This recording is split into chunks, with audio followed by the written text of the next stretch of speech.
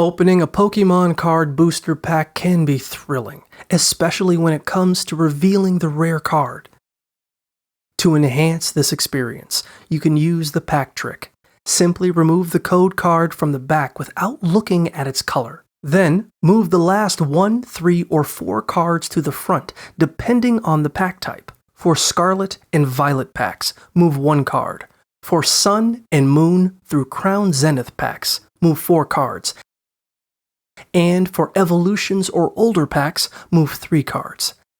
This way, the rarest card will be the last one you see. Remember to open the pack carefully if you want to keep the foil intact.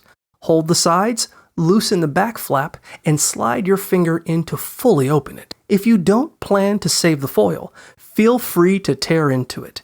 Just ensure the cards remain undamaged.